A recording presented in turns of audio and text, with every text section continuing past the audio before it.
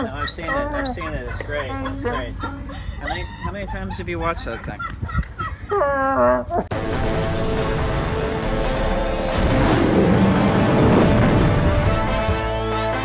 This week on the Star Wars Show, Andy sits down with Chewbacca mom Candace Payne. We hit the streets of San Francisco for some Star Wars impressions and much, much more. Now, from the Lucasfilm headquarters, it's the Star Wars Show. Hello, I'm Peter Townley. And I'm Andy Gutierrez. Welcome to the Star Wars Show, the only show on the internet whose title was almost Han Solo. Show Dameron was taken. My vote was for C-3PO. Obi-Wan Kenobi. Let's break some news then, huh? First up in news, have you seen the key art for Star Wars Celebration London yet? No, but I have a feeling you're about to reveal it. It's like you're reading my thoughts off of a teleprompter. Yes, the Star Wars Show is proud to reveal the key art for Star Wars Celebration right now. The art features the cast of The Force Awakens looking quite stoic, and below them is a gorgeous rendering of the characters from Rogue One. Aside from the cast, there's also a squadron of Death Troopers, the black armored troopers we saw in the trailer. And down below on the left is your first clear look at the brand new Shore Trooper. Also on the poster are a new class of AT-ATs called AT-ACT, which stands for All-Terrain Armored Cargo Transport. Rogue One news confirmed! Boom! News high five! And switching over to comics now because it's Wednesday, Andy, new comic book day, and the first pages for Marvel's Star Wars The Force Awakens adaptation were unveiled today. Written by Aftermath's Chuck Wendig with art by Luke Ross, the 6-issue comic will be available on store shelves June 22nd. Speaking of TFA, the Force Awakens soundtrack is being re-released on a special vinyl album that features, get this, a hologram projection of the Millennium Falcon on one side and a TIE fighter on the other. We're living in the future, Andy! These super cool holograms are created through a series of etchings that, when exposed to light from above, reveal the image while the record is playing. Pre-orders for the album are available right now with a limited number of copies available for purchase at Star Wars Celebration in London. Shifting gears to these cool bands Peter and I are wearing, Ashley Eckstein from Star Wars Rebels and Clone Wars is kicking off the latest Kid Power mission with UNICEF and Force for Change. Each Kid Power band helps you deliver food packages to children in need, and this year they're adding the stylish Green Band as well. You can find out more about the campaign and get one of these fancy new Kid Power bands by visiting unicefkidpower.org. Finally, by now you're no doubt one of the tens of millions of people who saw Candace Payne's video on Facebook of her laughing in a Chewbacca mask. She's been everywhere this week. Good Morning America, riding bikes at Facebook, and now she's here at Lucasfilm. But before I sit down with her in the studio, we hit the streets of San Francisco to see if anyone can do a decent Chewbacca impression. Huh. Okay. A little more lumpy than Chewie. Hello, Matt Lieb here in San Francisco. Chewbacca is one of my favorite Star Wars characters, especially his voice. So we decided to go around asking people to give us their best impression of Chewbacca. Check it out. Give me your best Chewbacca impression.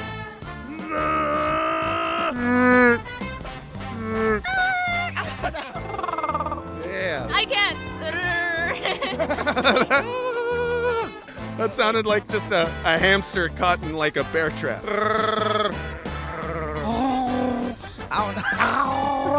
That was like a really soulful cat. Just. That is not Chewbacca. Welcome back to the Star Wars Show. We have managed to snag the most popular woman in the galaxy right now, Candace Payne, also known as the Chewbacca Mask Lady. How has your week been going? Crazy. Yeah, of course. Crazy. One word, crazy. I still don't even believe I'm in my body sometimes. Like I'm walking around going, okay, this is real and I need to breathe in, breathe out, and enjoy every minute. Yeah. Is this your first time in San Francisco? Absolutely. So you got to come and see Lucasfilm Into the Heart of the Beast. What was your favorite part of the tour that we just went on? Okay, I loved the painted map in E.T. Oh, yeah. It just brings you back to nostalgia and your childhood. I'm telling you, Lucasfilm has done something remarkable to where it's brought story into sci-fi, and it makes me drawn to it on a heart level to where I love the characters, and you feel, man, this can't even exist, but yet I feel like it does, and I need to protect it and shield it and save it and sometimes hug it, you know? And sometimes just shout it from the rooftop. Yes! Yes! So the whole family Star Wars fans? Yes. Yeah, I saw a picture Yes. that you dressed up for Halloween last year. You were Yoda, I was right? Yoda. Your husband was Chewbacca. My husband was Chewbacca. Tell you the cutest moment ever. My son also has the exact same kid version of the onesie. So I woke up and go to the living room and I see them snuggling on the couch together and they're both in their Chewbacca onesies and I was like, I don't think my heart has ever been more full in my life. That's probably one of the best things you can walk out to. You're Yes, like, nice. my two favorite guys in the whole world dressed as Chewbacca. It's like the great, I just wanted Wookiee love right then. I was like, come here. Have you been a Star Wars fan, since forever? No. No. You're relatively new? Relatively. That's cool. My husband and I got married almost 15 years ago, and I had never seen any of them. He actually introduced it to me, and I was like, why in the world haven't I seen this? This is amazing. We went to the movie theater and saw episode 1, 2, and 3. And I remember that was one of our coolest dates, is just sitting in this sports bar, and we were just holding hands watching Revenge of the Sith. And I'm telling you, those are the moments that you think back and you go, why are we so drawn to this dynasty of films? It's incredible storytelling.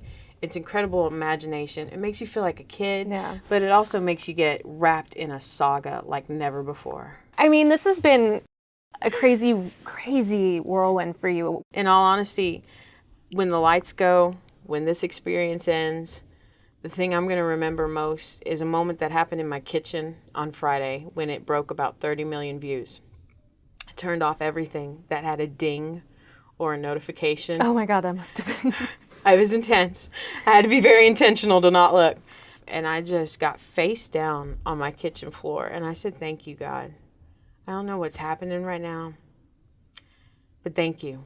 Well, thank you so much for coming by and spending some time with us. It was an absolute pleasure to meet you.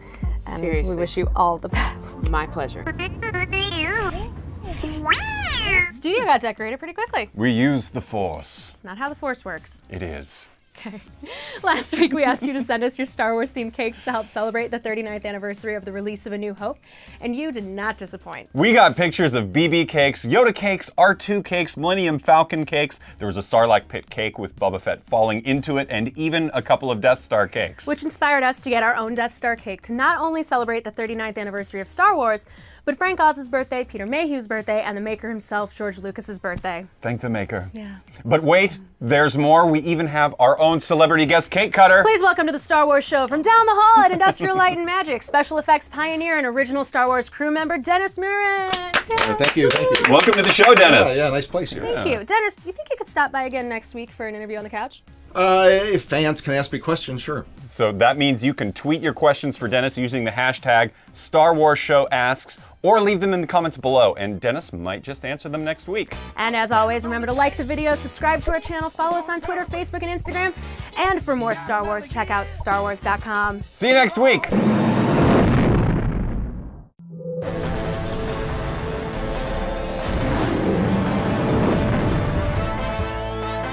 This week on the Star Wars Show, Andy sits down with the band Churches.